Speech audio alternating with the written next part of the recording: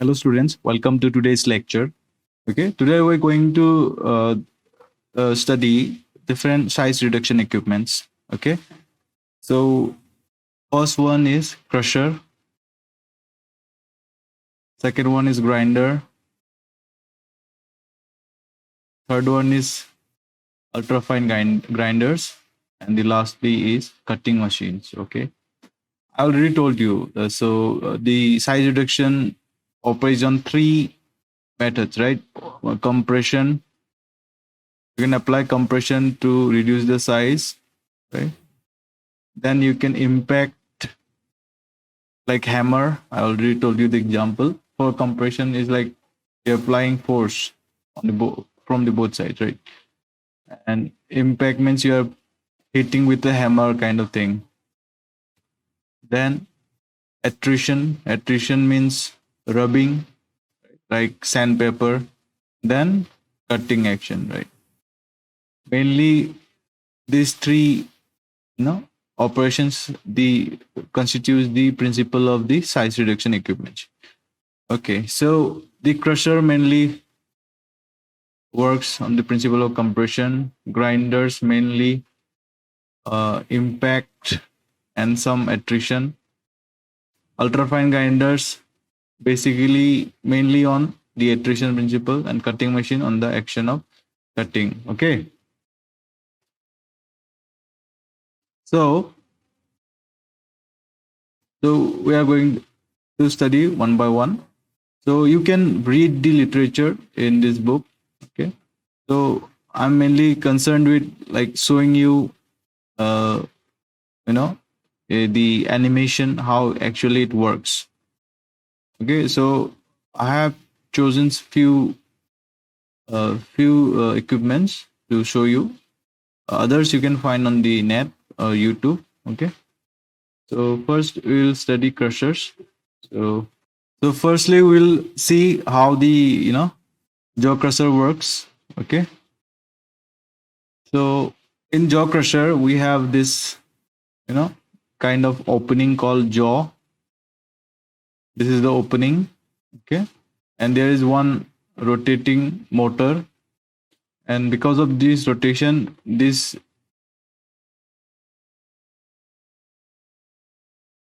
part just keeps moving left and right. Okay, so if you put the larger particles, then what will happen? It will crush it. Okay, it will come through this opening. Then because of that compression force, it will get crushed into smaller parts. Okay, this is how the jaw crusher works. So this is in our lab. Okay, next within the crusher we have smooth roll crushers. We have two rotating discs. Okay, we have two rotating discs. Okay, both are rotating in the same direction, and the feed is passed from the top. Okay, then if it comes in between this opening, then it will get crushed, and you can collect at the bottom. Okay. Okay, so I think this video is wrong because this should rotate, opposite direction. So one dish should rotate in this direction, and other should rotate in that direction. So then only there will be compression. Or maybe there are two modes of operation: one same direction and the opposite direction. Okay, you can check.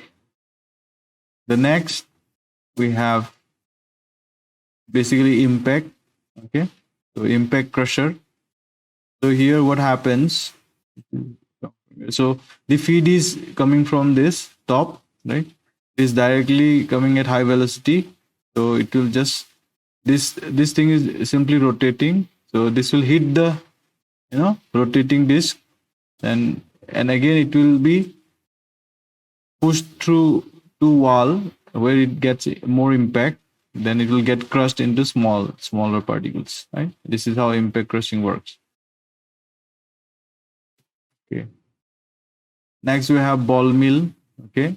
So in ball mill we have rotating disc. Okay.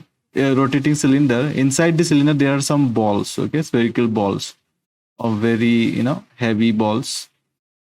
So what happens, these balls rotate and fall from a height over the material. If you can see this video, there are small particles here, right? So these balls are rotating with the you know the cylinder. So once they go up and fall down, so because of the gravity it falls and it hits the feed material and crushes it, okay, due to impact. Okay, if you see the video, see the ball are coming from the top and falling here, right? It's having some impact on the material, so it gets crushed.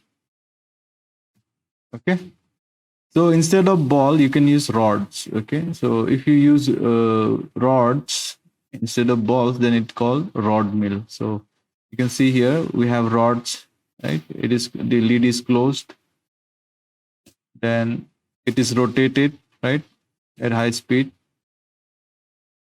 then it gets crushed. Okay, same action like ball mill, but the only thing is instead of ball it is rod. Next we have fluid mills. So here what happens, this is mainly by attrition. Okay, it works this one. Okay. Attrition by rubbing action. So what is happening here, so you are putting feed here, okay, in this direction. Okay, you're putting feed here, then it is coming here. At the bottom we have a inlet for compressed air, high pressure air. So high pressure air have high energy, right? That's why it's fluid energy mill. You're using the energy of the fluid, that is air, that is high energy, to to reduce the size of the particle. So you have put coarse particles here, so now because of the pressure it will move upward, right? And because of the pressure the particles will collide with each other, right? So it will get crushed. Also at the same time it will move upwards, and we it have some action of attrition with the wall. Okay, so if it's some kind of rubbing action with the wall, so it will get grinded to very fine particles, and these fine particles will get collected here. Okay, and those particles which are not grinded, they are still big, they will again come, and this will go on in a loop. Okay, so that's how the fluid energy mill works. Next, same colloidal mill. Okay, so in colloidal mill we have this is the rotating disc, and these are static. Okay, you can see the surface is very rough because you want to have very fine particles, and this is mainly because of the action of attrition, rubbing. So the raw material passes from the top and it passes through this gap. When it passes through this gap, it gets rubbed with these both surfaces, because the disc is rotating, right? So it comes in through this gap, then it gets rubbed.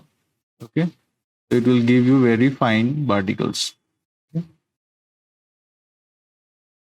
Lastly, we have cutting action, right? So in industry you cannot use a knife to cut, right? Because in industry the you need continuous product. The demand is very high, so you have to cut the products at very high rate, so then you can meet the demand. So instead of cutting by manually, they use these rotating knives. Okay, so it is very fast operation, so you can cut very large number of products. So this is a rotating knife. So instead of cutting manually, if this is rotating, that the cutting operation will be very, very fast. Okay, you can see there are blades here. Okay, so these are the just I have demonstrated how actually it works. So the other things, the literature you read by yourself. Okay, because in exam it is asked, describe the working of a jaw crusher or a ball mill like that. So you just go through the text, you can read. Now you have understood how it actually works. So, and you just study the terms or the schematic diagram. It is given in the book, so you go through it, just read it. Okay. And for other machines which I have not shown, you can search on YouTube. Okay. Okay. Now we have one important thing to learn. Right. This is very important from exam point of view and also from concept. So in ball mill, what is the critical speed? I mean, at what speed you must rotate the ball mill so to get the crush. So the you have to increase the crushing efficiency. So at what speed you should rotate the ball mill to get the maximum efficiency? Because you cannot rotate the ball mill at very high speeds or very low speeds. You have to know the exact speed at which you should rotate to get maximum grinding. So let's calculate the critical speed. So critical speed, okay. So this is the cylinder, right? Within this cylinder we have balls. Okay, balls are rotating. Balls are definitely of the same diameter. They are not different. Okay, so same diameter of balls. So they are rotating. So if this cylinder is rotating, the ball will also rotate with the along the wall with the mill, right? So because of the friction between this ball and the wall, it will get carried up to this point, right? Now you should not rotate this mill, this cylinder, so that the ball completely goes off, right? It's like centrifuging. The ball is always at the wall, right, at the outer radius. So that way there will be no grinding process. If this happens, there will be no grinding by impact, right? So grinding can only happen if this ball falls over the material, right? If you drop a high density ball on this material, it will get crushed, right? Right, because of the impact of this ball with this. So similar concept here.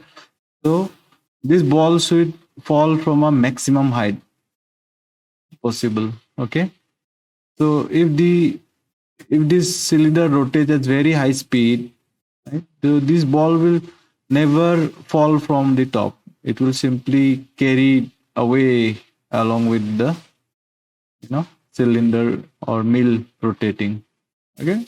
So you should rotate the this mill such that the ball falls from this height. Okay, the ball from here goes up here, and because of gravity it falls directly down so that it hits the material. Okay, so so you need to derive that speed at which you should rotate it. Okay, so let's derive it. So assume an angle alpha, right, and ball is here. Okay, I will first derive the expression for any angle alpha, and I will just make alpha equal to 0. So if alpha is equal to 0, then ball is here, right, and it will directly fall, right? So that is the it is the funda of deriving this.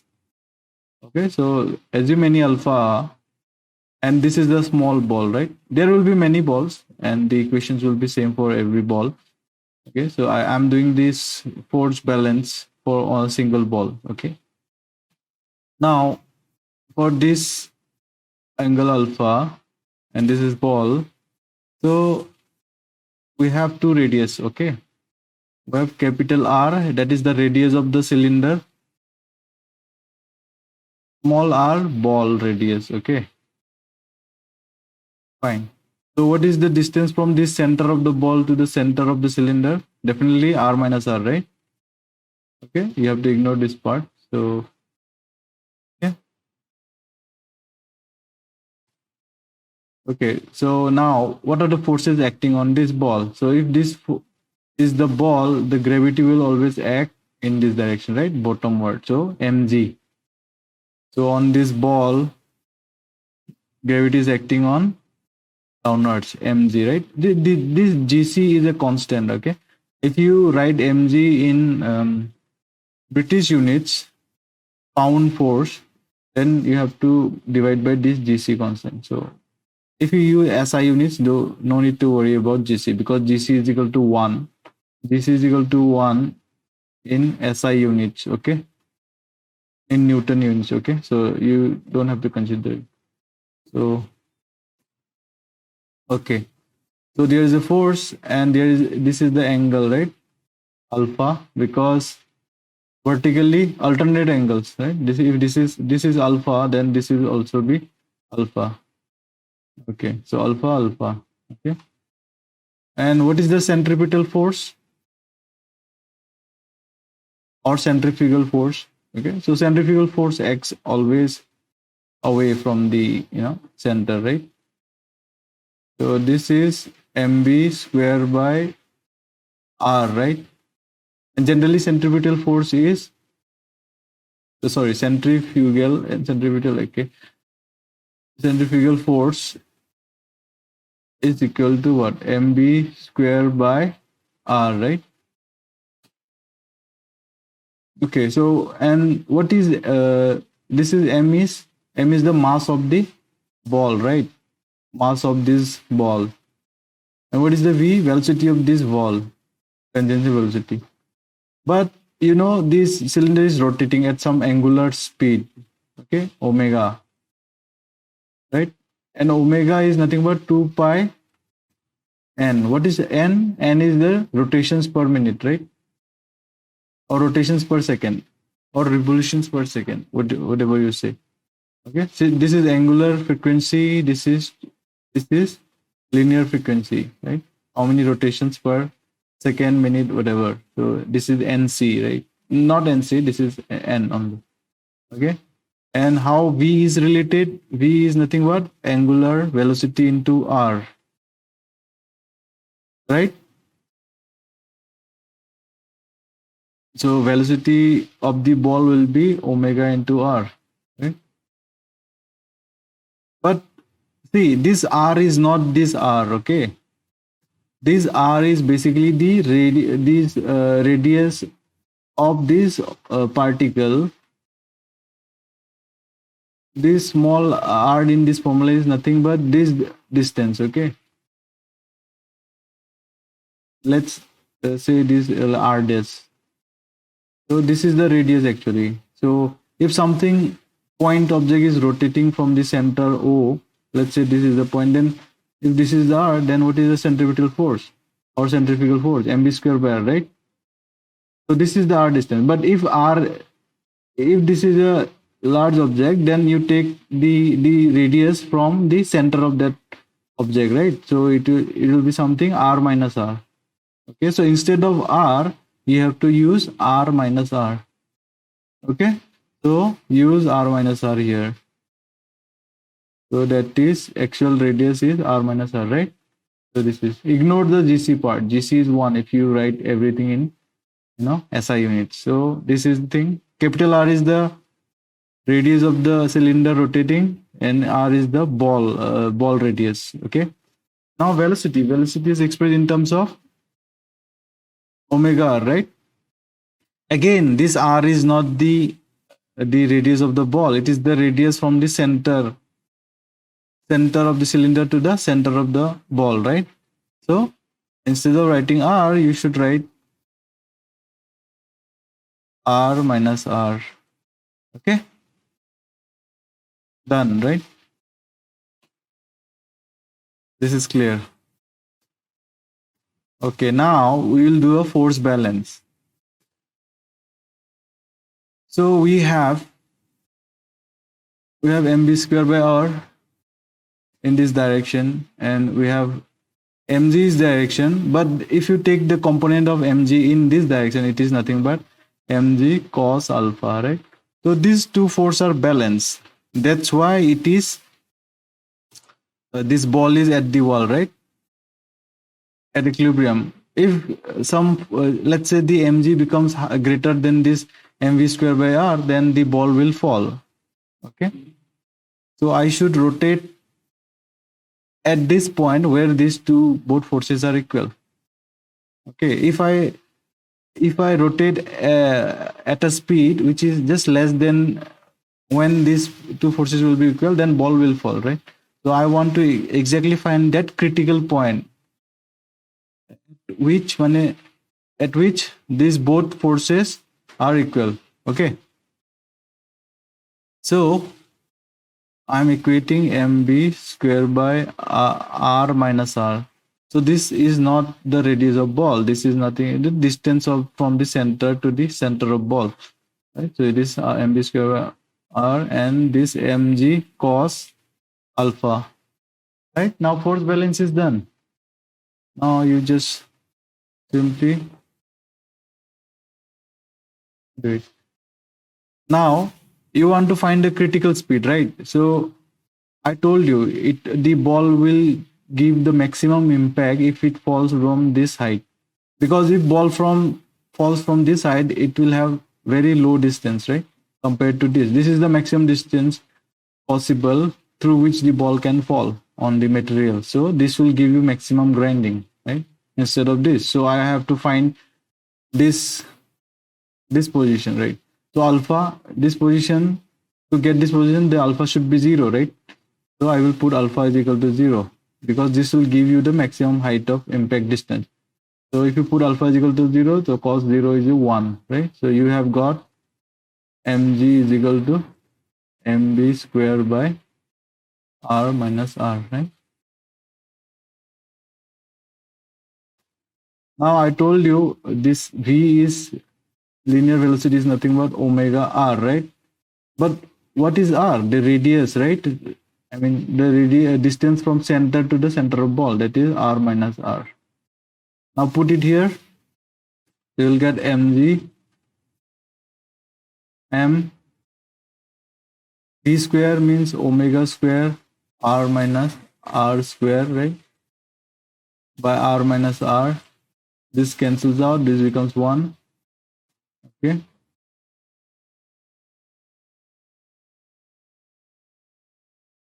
So you'll get only r minus r, right? And what is omega? Omega, I told you, this is nothing but angular velocity, that is 2 pi n.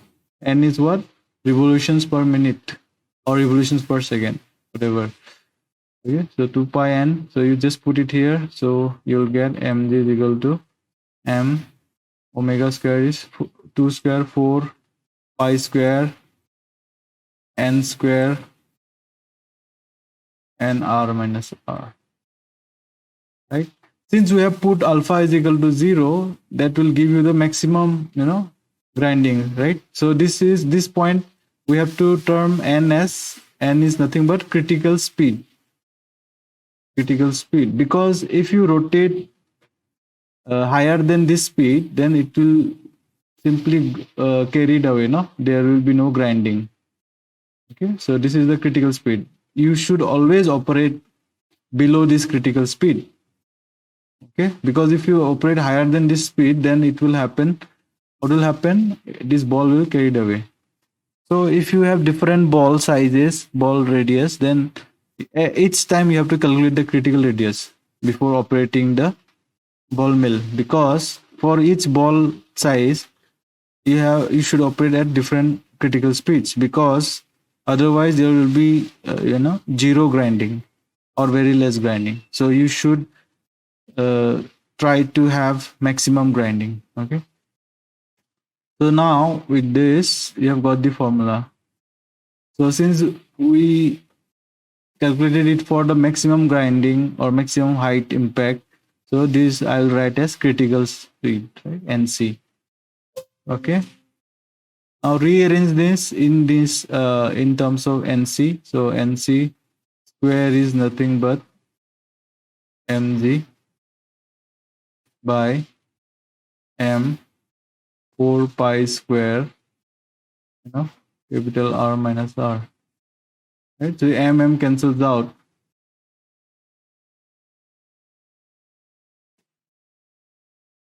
then NC is equal to, just take the square root here. So if you take the square root of this, it will be nothing but 2 pi n square root of G by R minus R. So this is the critical speed at which, at which or below which you should operate the ball mill to get the maximum grinding. Okay, so you should always operate the ball mill at lower speed than this critical speed. Okay, so this is the formula. G is the acceleration due to gravity, R is the radius of this ball mill, this cylinder, and small r is the radius of the ball used for grinding. Okay, so always remember this formula. This is very important. Okay, now so you can see here same has been derived, right? Generally what happens, you can see if you read this line, what is it? Tumbling mills run at 65 to 80% of the critical speed with lower values for wet grinding, right? So if you are running a tumbling mill, you should use the speed as 0.65 or 0.65 of NC or 0.8 NC, right? You cannot run the tumbling mill at N is equal to NC. No. If you do this, then you will have less grinding. So always use like this, 80% of the critical speed. Then only you have maximum grinding. Okay. So next we have the last topic, that is operation, mode of operation. How to operate this size reduction equipment. So you have two modes: closed circuit operation and open circuit operation, right? It's very straightforward. So it's like if you are operating in closed circuit, that means you are doing recycling. Okay, if you are doing open circuit, then you are not doing recycling. For example, let's say you have this feed. Let's say you are operating ball mill. Okay, so you are putting feed, right? And after grinding, after this ball mill has completed grinding, what happens? You collect product, right? So if you use the product as such and you don't feed it to the ball mill again for further grinding, then it is open circuit. Okay, if you are doing recycling, so you have tested the product, that product is not of the required size, you are again feeding to the ball mill, then it is closed circuit operation, right? Closed circuit means you are recycling, right? And open circuit means no recycle.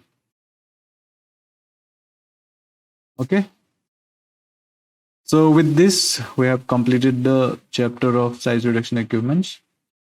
Okay, please read the text on these various size reduction equipments.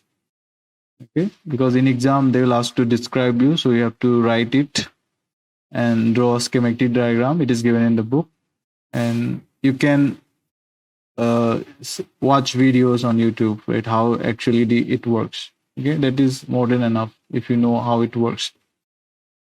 Okay, so thank you.